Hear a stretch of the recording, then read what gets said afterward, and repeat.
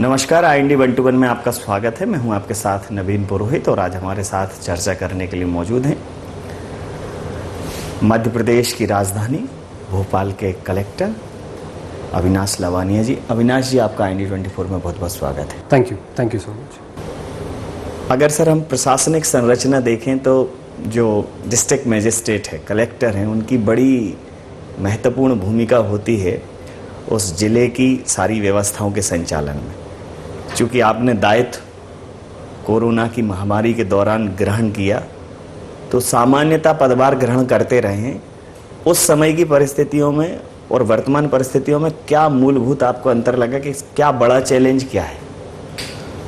देखिए, सबसे बड़ा फ़र्क जो करंट सिचुएशन में ज्वाइन करते समय मैंने महसूस किया कि फोकस कोरोना के ऊपर, जो कि लाजमी भी है, काफ़ी ज़्यादा था।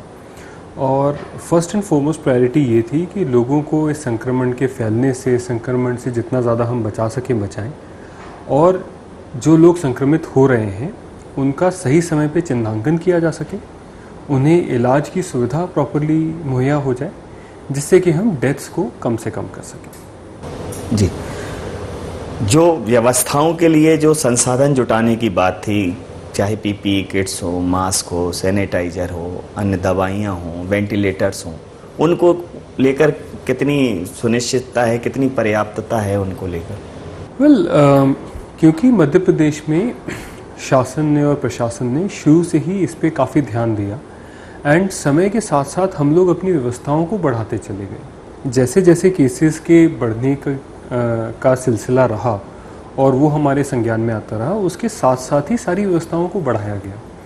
तो हम सब लोगों ने हर समय ये सुनिश्चित किया कि जितने भी केसेस प्रतिदिन आ रहे हैं, यदि उसी प्रकार के या उसी रेशियो में बढ़ते हुए केसेस भी 10 दिन 15 दिन तक आते रहें जी, तो भी हमारे पास इतनी बेड्स की संख्या, इतनी ICUs की संख्या, इतने ऑक्सीजन बेड्स की संख्या, वेंटिलेटर्स की संख्या उपलब्ध रहे कि लोगों को उपचार मुहैया कराने में किसी को कोई दिक्कत ना रहे। अगर मृत्यु दर को देखा जाए तो मृत्यु दर बहुत कम है और रिकवरी रेट बहुत अच्छा है, तो उसको लेकर जैसे उसकी समीक्षा, उसकी कितना सुदृढ़ हो रहा है, उसमें कितनी वृद्धि हो रही है, कहाँ सुधार हो रहा है, तो डे टू डे ऑब्जर्वेशन का कोई सिस्टम बनाया? इसमें हमारे डिफरेंट सिस्टम्स हैं जो इन प्लेस हैं, जिससे कि हम हर एक केस को और हर एक केस के सारे कॉन्टैक्ट्स को बहुत थॉरली ट्रेस भी करते हैं और मॉनिटर भी करते हैं। जैसे मैं आपको बताना चाहूँगा कि प्रतिदिन प्रशासनिक तौर पे हम DIG साहब, सारे SDMs, पुलिस के अधिकारी, सब लोग प्रतिदिन एक बार साथ बैठकर कोरोना की जो स्थिति है उसका जायज़ा लेते हैं। पूरे दिन भर में उसमें क्या कार्रवाइयाँ की गई उसको मॉनिटर करते हैं और ये सुनिश्चित करते हैं कि जितने भी केसेस डिटेक्ट हुए हैं उन सभी के एडमिशन्स, यदि किसी को होम आइसोलेशन में छोड़ा है तो उसका होम आइसोलेशन, उनके सारे पॉजिटिव कॉन्टैक्ट्स, जिन जिन लोगों से वो संपर्क में आए हैं, उन सब की मैपिंग, इन सभी एक्टिविटीज़ को बहुत थॉरली हम लोग मॉनिटर करते हैं। जिन लोगों को हम होम आइसोलेशन में छोड़ते हैं उनके केस में भी आप यहाँ देख पाएंगे कि कमांड एंड कंट्रोल सेंटर से हमारे जो डॉक्टर्स हैं वो वीडियो कॉलिंग के माध्यम से उनसे सतत संपर्क में रहते हैं, उनकी SpO2 की रीडिंग्स वगैरह चेक करते रहते हैं, सो दैट किसी भी समय यदि उनमें से किसी की स्थिति बिगड़ती हुई हमें लगती है तो हम उन्हें इमीडिएटली हॉस्पिटल शिफ्ट कर सकें। जी, जैसा कि स्मार्ट सिटी की अवधारणा है कि जितने भी शहर के काम हो, चाहे स्वास्थ्य हो, शिक्षा हो, वाटर सप्लाई हो, सीवेज हो, ड्रेनेज हो, परिवहन हो, सब में कहीं ना कहीं एक असेसमेंट है स्मार्ट सिटी की परिकल्पना जो मैंने समझी। तो क्या इसमें स्मार्ट सिटी का कोई ऐसा सहयोग रहा कि इसको बहुत स्मार्ट तरीके से टेक्निक के माध्यम से इस चीज़ों को ऑब्जर्व किया जा सके? डेफिनेटली स्मार्ट सिटी का काफ़ी इम्पोर्टेंट योगदान भी रहा, सहयोग भी रहा, जिसमें कि हमारे जो केसेस आते रहे उनकी जियो मैपिंग जो की वो पूरी स्मार्ट सिटी ने की। तो उसका जो पूरा ट्रेंड का एनालिसिस था कि आज किस जगह केसेस ज़्यादा आ रहे हैं, किन एरिया, कौन से ऐसे एरियाज़ हैं जो नए हॉटस्पॉट्स के रूप में डेवलप हो रहे हैं, या for that matter serious cases किन एरियाज से ज़्यादा आ रहे हैं, किन एरियाज़ पे हमें सैम्पलिंग बढ़ाने की आवश्यकता है, ज़्यादा फोकस करने की आवश्यकता है, ये सारा ट्रेंड एनालिसिस जो है इसमें स्मार्ट सिटी ने बहुत ही महती भूमिका प्ले की है। एंड उसी भूमिका के आधार पे हम लोगों ने भोपाल में जो हमारा सबसे मेजर कंट्रीब्यूशन रहा है वो ये रहा है कि हम लोगों ने अपनी सैम्पलिंग को बहुत तेज़ी से बढ़ाया। तो जैसे आज की डेट में हम लोग लगभग 3000 के आसपास सैंपल्स प्रतिदिन करते हैं, सो दैट वी इंश्योर कि कोई भी व्यक्ति यदि पॉजिटिव है तो हम उसको जल्दी से जल्दी चिन्हांकन कर सकें और उसका जल्दी से जल्दी उपचार शुरू करें। जी। अब जब इतने बड़े शहर में आप 3000 की सैम्पलिंग करेंगे तो आपको वो फोकस करना बहुत ज़रूरी है कि 3000 की सैम्पलिंग कहाँ कहाँ की जाए। उसके लिए smart city played a very important role. जी, जिस प्रकार से कोरोना का कहर अभी जारी है और चूंकि अब अनलॉक की प्रक्रिया हो गई है, अनलॉक 3, अनलॉक 4 होने वाला है, तो जो एक्टिविटीज़ हैं वो बढ़ेंगी और कहर लगातार जारी है, तो जान भी बचाना है और जहान भी चलाना है, जैसा कि देश के प्रधानमंत्री ने कहा। तो जो व्यापारी है, व्यापारी वर्ग है, होटल्स हैं, मॉल हैं, शॉपिंग कॉम्प्लेक्स हैं, जिम हैं, सारे लोग गुहार भी लगा रहे हैं कि नहीं बहुत समय हो गया। तो ये व्यवस्थाएं सुचारू चलती रहें और इनका एक बार ओपन कर दिया, बाद में इससे कोई दिक्कत तो नहीं आ रही है, इनके खोलने से कोई परेशानी तो नहीं बढ़ी है, तो इसका भी कोई एक निगरानी सिस्टम बनाया गया है? देखिए, उसके लिए ये है कि सरकार की सारी गाइडलाइंस हैं जी, and I can assure you कि अगर सभी गाइडलाइंस का थॉरोली पालन किया जाए जी, तो हम लोग कंफर्टेबली इकोनॉमिक एक्टिविटीज़ को बढ़ावा भी दे सकते हैं, अनलॉक की तरफ भी जा सकते हैं और उसके बावजूद हम इस संक्रमण को फैलने से रोक सकते हैं, कंट्रोल कर सकते हैं। तो हमारा मुख्य काम उसमें यही है कि हम उन गाइडलाइंस के पालन को सुनिश्चित करें और बहुत सिंपल गाइडलाइंस हैं। जैसे उदाहरण के लिए अभी आप और हम सोशल डिस्टेंसिंग के साथ दूर दूर बैठे हुए हैं, आप जब भी बाहर निकलें तो आप अपना मास्क ज़रूर लगा लें। इतनी बेसिक सी चीज़ें हैं और इन बेसिक चीज़ों को इम्प्लीमेंट करने के लिए हम लोग फाइनिंग भी करते हैं। मैं आपको बताना चाहूँगा कि भोपाल में प्रतिदिन लगभग 1 लाख रुपए से ज़्यादा के फ़ाइन लोगों पे सिर्फ मास्क लगाने के लिए और सोशल डिस्टेंसिंग का पालन करने के लिए किए जाते हैं। तो एज लॉन्ग एज हम उन गाइडलाइंस का पालन थॉरली सुनिश्चित कर रहे हैं जी, तब तक हम अपनी इकोनॉमिक एक्टिविटीज़ को भी बढ़ाते जा सकते हैं और अनलॉक की तरफ भी बढ़ते जा सकते हैं एंड साथ ही साथ हम संक्रमण को भी कंट्रोल कर सकते हैं। सुशासन सरकार की प्राथमिकता रहा है, क्योंकि कोरोना महामारी के दौरान बाकी सब चीज़ें कहीं ना कहीं सेकेंडरी आ गई। प्राइमरी तो हमेशा प्रशासन का काम है कि वो सुशासन उपलब्ध कराए। तो जो आम जनता से जुड़ी हुई चीज़ें हैं, चूँकि जब एक्टिविटी कम थी तो उनके जो काम हैं वो कहीं ना कहीं रुक गए थे। अब जब वो शुरू हुए हैं तो एक प्रेशर बढ़ेगा, उस प्रेशर को रिलीज़ करते हुए और लोगों तक प्रशासन पहुँचे, इस दिशा में क्या काम किया गया है? आप बिल्कुल ठीक कह रहे हैं। जैसे ही अनलॉक शुरू हुआ वैसे ही सबसे इम्पॉर्टेंट एस्पेक्ट प्रशासन के लिए यही था कि अब हमारी जो सेवाएं पिछले कुछ समय से लोगों को नहीं मिल पाई हैं वो उनको तेज़ी से मिल सकें। इसके लिए हम लोगों ने इमीडिएटली, जैसे उदाहरण के लिए कलेक्ट्रेट में हम लोगों ने अपने कोर्ट्स खोल दिए जिससे कि रेवेन्यू के जो लोगों के मसले हैं वो हल हो सकें।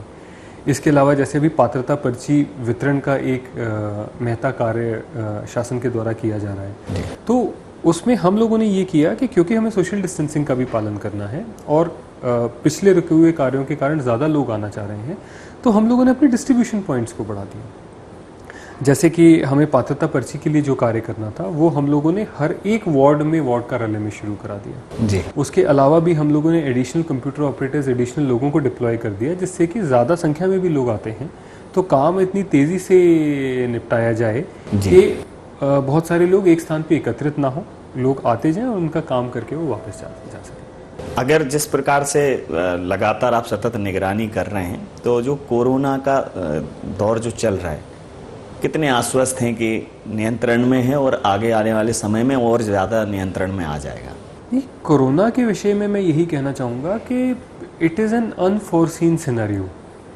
किसी इससे पहले कभी कोरोना हुआ नहीं है, तो हम किसी भी प्रकार की फ्यूचर को लेके कोई बहुत स्ट्रॉन्ग असेसमेंट हमें शायद नहीं करना चाहिए। हमें अपनी गाइडिंग लाइन क्लियर रखनी चाहिए। हमारी गाइडिंग लाइन क्या है कि हम ज़्यादा से ज़्यादा सैम्पलिंग करेंगे जिससे कि कोई भी व्यक्ति यदि प्रभावित होता है तो वो हमारी जानकारी में आ सके। हम सोशल डिस्टेंसिंग के नॉर्म्स का पालन सुनिश्चित करेंगे जिससे कि संक्रमण को तेजी से फैलने से हम जितना रोक सकें उतना रोकेंगे। और तीसरा, हम अपनी व्यवस्थाएं केसेस के मान से इतनी हमेशा रखेंगे कि लोगों को स्वास्थ्य सुविधाएं मुहैया कराने में हमको दिक्कत ना हो। आई थिंक बियॉन्ड इसके कोरोना को नंबर्स की टर्म्स में देखना या असेस करना मेरे ख्याल से बिल्कुल ठीक नहीं है। हमें कभी ये नहीं सोचना चाहिए कि केसेस जो कि मैं हमेशा कहता हूँ कि भाई अगर केसेस कम आ रहे हैं इसका मतलब ये बिल्कुल नहीं है कि हम लापरवाह हो जाएं, और अगर केसेस ज़्यादा आ रहे हैं तो भी इसका मतलब ये नहीं है कि हम लोग पैनिक कर जाएं कि केसेस ज़्यादा क्यों आ रहे हैं। It's a virus, it has its own nature and there are so many contributing factors. तो हमें उस सबसे परे केवल इन 3 गाइडिंग प्रिंसिपल्स पे चलते हुए आगे बढ़ते जाना चाहिए। एंड आई एम श्योर जैसे इतने समय तक शासन ने इसको अच्छे से हैंडल किया है, ऐसे ही कंटिन्यू करते हुए हम लोग इस फेज को क्रॉस करेंगे। जी, जैसा कि मार्केट, मॉल्स, शॉप्स अब जब ओपन हो गई हैं तो और सरकार की सुविधाएं भी ओपन हो गई, जैसा आपने कहा कि ये डिस्ट्रीब्यूशन पॉइंट्स आपने बढ़ा दिए हैं, सर्विस पॉइंट्स बढ़ा दिए हैं, तो लोगों की संख्या का कोई फर्क नहीं पड़ेगा। तो ये तब तक जारी रहने वाला है जब तक कि वो वर्क प्रेशर बना हुआ है। डेफिनेटली जो एडिशनल पॉइंट्स क्रिएशन की बात हुई या एडिशनल वर्कफोर्स डिप्लॉय करने की बात हुई, वो हम लोग तब तक बना के रखते हैं जब तक कि वर्क प्रेशर इतना कम ना हो जाए कि उसके व्यक्ति के हटाने के बाद भी वहाँ वर्क हैंडल हो जाए। जी, अगर कोरोना काल के दौरान जहाँ मिनट टू मिनट मॉनिटरिंग की आवश्यकता होती है एक डिस्ट्रिक्ट मजिस्ट्रेट को, तो चूँकि बहुत ज़्यादा मीटिंग्स नहीं हो पा रही होंगी, लोगों से मिलना जुलना नहीं हो पा रहा होगा, तो किस माध्यम से कनेक्टिविटी कैसे बना के रखी? फॉर्चुनेटली वीडियो कॉलिंग और वीडियो कॉन्फ्रेंसिंग की जो टेक्नोलॉजीज़ आज की डेट में अवेलेबल हैं, उनके रहते हुए मीटिंग्स न हो पाने का जो कंस्ट्रेंट था वो पूरी तरह से ख़त्म हो चुका है। तो बहुत सारी मीटिंग्स हम लोग वीडियो कॉन्फ्रेंसिंग के माध्यम से, वीडियो कॉलिंग के माध्यम से मिलना जुलना भी कर लेते हैं, सो दैट हमारे जो इम्पोर्टेंट वर्क्स हैं वो कहीं भी प्रभावित ना हो। जी, और जो इस दौरान आपके द्वारा जो नवाचार किए गए हों, जो आपके प्रमुख पॉइंट्स हों कि नहीं इनको तो हमें इस दौरान इम्प्लीमेंट करना ही है ताकि व्यवस्थाएं सुचारू रहें, वो क्या क्या है? वेल, प्राइमरीली हम लोगों ने एक तो इस प्रकार की व्यवस्थाएं करने की कोशिश की है कि अधिकांश लोगों को सर्विसेज के लिए ऑफिसेज में नहीं आना पड़े। जी, कोरोना के भी जो हमारे पेशेंट्स हैं उन लोगों के लिए भी कॉल सेंटर्स वगैरह के माध्यम से हम उनसे इमीडिएटली कांटेक्ट कर सकें। होम आइसोलेशन में है तो हम वीडियो कॉलिंग के माध्यम से उन तक पहुंच सकें। तो जब हम लोगों को सोशल डिस्टेंसिंग के लिए कहते हैं तो इस प्रकार के सारे इनिशिएटिव्स जिससे कि लोगों को अननेसेसरली ऑफिसेज नहीं आना पड़े और हम उनके कार्य को उन तक पहुंच के कर सकें, इस प्रकार के कुछ इनिशिएटिव्स हमारे द्वारा लिए गए हैं। और इसके अलावा प्राइमरली अब जैसे जैसे लॉकडाउन ख़त्म हो रहा है वैसे वैसे हमारी सोच ये है कि जितने भी हमारे डेवलपमेंटल वर्क्स हैं, चाहे वो स्मार्ट सिटी के वर्क्स हों, चाहे वो शासन के अन्य निर्माण कार्य हों, उन सबको हम लोग through various IT systems and छोटे छोटे सिस्टम्स डेवलप करके रेगुलर मॉनिटरिंग में लाएं, जिससे कि उनकी जो परफॉर्मेंस है वो प्रभावित ना हो, उनको हम जल्दी से जल्दी शहर को हैंडओवर कर सकें, जिससे कि लोग उन सुविधाओं का लाभ ले सकें। जी, इस दौरान एक चीज़ और देखने को मिली कि जो लॉकडाउन हुआ तो कई राज्यों से जो प्रवासी मजदूर थे वो वापस प्रदेश में आए, और जो प्रदेश में प्रवासी मजदूर थे वो अपने गंतव्य चले गए, अपने नेटिव प्लेसेस पे चले गए। तो कहीं ना कहीं वर्क फोर्स की कमी आई। अब एक ऐसा वर्क फोर्स आया है जो प्रदेश में आइडेंटिफाइड नहीं था, और एक ऐसा वर्क फोर्स गया है जो प्रदेश में काम कर रहा था। तो अब जब रोजगार देने की बात आएगी, फैक्ट्रीज खोलने की बात आएगी, तो एक संतुलन तो बनाना पड़ेगा। उसके लिए कोई कार्य किया गया है सर? इसके लिए मध्य प्रदेश सरकार ने बहुत अच्छा कार्य किया है, आई वुड रादर से। इसमें 2 चीज़ें बहुत इम्पोर्टेंट हैं। एक तो जो भारत सरकार की योजना है वन नेशन वन राशन की, दैट इज़ वेरी इम्पोर्टेंट, क्योंकि जिन भी लोगों के आधार कार्ड्स वगैरह सीडेड हैं राशन दुकानों पे, वो लोग मध्य प्रदेश में ही नहीं, यदि मध्य प्रदेश का व्यक्ति बाहर है तो जिन राज्यों में नेशनल पोर्टेबिलिटी चालू है उन राज्यों में वो वहाँ राशन ले सकता है। दूसरे राज्य का व्यक्ति हमारे हैं तो वो हमारे यहाँ से राशन ले सकता है।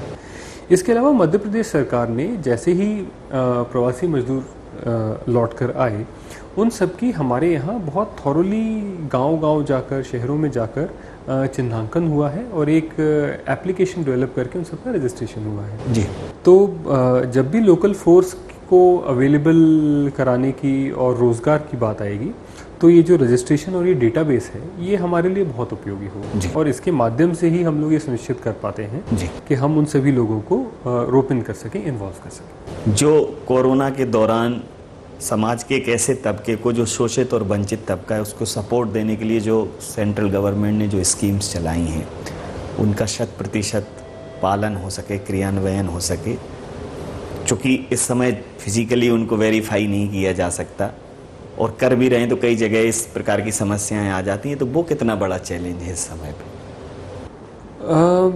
देखिए चैलेंज तो है। चैलेंज इसलिए है कि हमारा टारगेट ये है कि हम कम से कम समय में ज़्यादा से ज़्यादा लोगों तक उस बेनिफिट को पहुंचा सकें। पर जहाँ तक चिन्हांकन की बात है, चिन्हांकन चैलेंज नहीं है। चिन्हांकन चैलेंज इसलिए नहीं है कि नंबर 1 जो हमारे टारगेटेड पीडीएस के बेनिफिशरीज हैं वो सभी आधार के माध्यम से बहुत थॉरली चिन्हित हैं।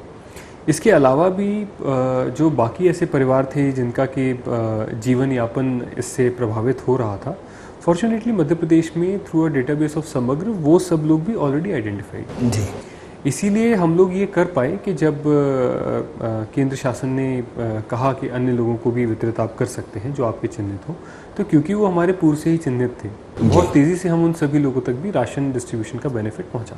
जी। अभी जो आपने कहा कि अगर हम फ्यूचर असेसमेंट पे जाएंगे तो बहुत ज़्यादा लॉजिकली वो बहुत ज़्यादा ठीक नहीं होगा, क्योंकि विश्व स्वास्थ्य संगठन तक इसको अभी इसके विषय में कोई भी योजना नहीं बना पा रहा है, ना कोई कयास लगा पा रहा है, क्योंकि रोज़ के जो आंकड़े आते हैं उस हिसाब से उसका विश्लेषण करके वो एक नई नीति डेवलप करते हैं। लेकिन वर्तमान की जो प्राथमिकताएं हैं वो तो हमें तय करनी पड़ेंगी। तो भोपाल जिला प्रशासन की जो प्राथमिकताएं हैं वो क्या क्या हैं अभी इस दौर में?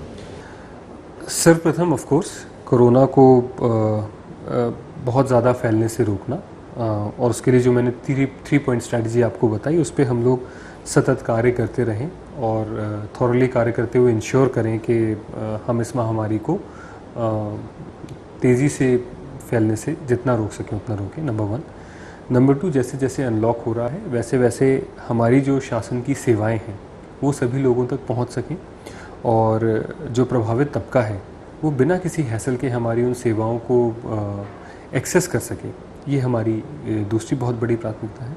एंड तीसरा ऑफ कोर्स हमारे डेवलपमेंटल वर्क्स, जो भी शासन के कार्य हैं, उदाहरण के लिए स्मार्ट सिटी के कार्य ले लें, रोड्स का डेवलपमेंट का देख लें, हाउसिंग के जो कार्य हैं उनको देख लें, तो इन सभी कार्यों में भी क्योंकि कोरोना के काल में लॉकडाउन वगैरह रहे तो ये सभी प्रभावित हुए हैं, तो ये सभी वापस अपनी गति से चले और तेज़ी से करते हुए इनको हम शहर को और लोगों को सौंप सकें, ये भी हमारी एक बहुत बड़ी प्राथमिकता है। जी, स्कूल्स को लेकर हमेशा से एक कन्फ्यूजन रहा है।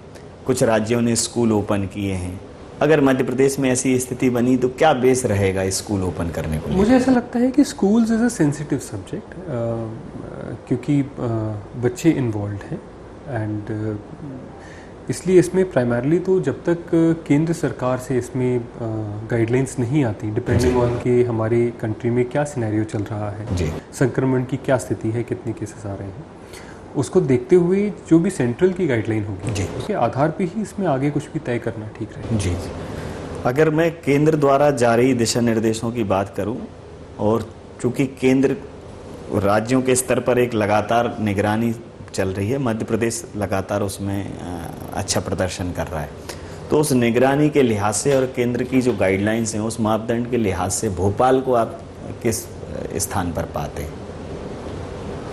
मैं भोपाल को इस स्थान पे पाता हूँ कि जो केंद्र की गाइडलाइंस हैं उनका 100% पालन हम लोग सुनिश्चित करते हैं। जी, so we are a good complying city and जहाँ तक आप टेस्टिंग के नॉर्म्स को देखें तो हम टेस्टिंग की बात करें, जितने केसेस आ रहे हैं उसको देखें in terms of per unit population and बाकी चीज़ों को देखें, तो यू वुड फाइंड कि Bhopal is doing well and हम लोग बहुत ही कॉशन के साथ उनके सभी नियमों का पालन करते हुए धीरे धीरे अपनी इकोनॉमिक एक्टिविटीज़ को बढ़ा रहे हैं। देखा जाए तो इस महामारी के दौरान कहीं ना कहीं एक अवेयरनेस बहुत महत्वपूर्ण केंद्र बिंदु है जागरूकता का बहुत प्रयास सरकार द्वारा किया जा रहा है।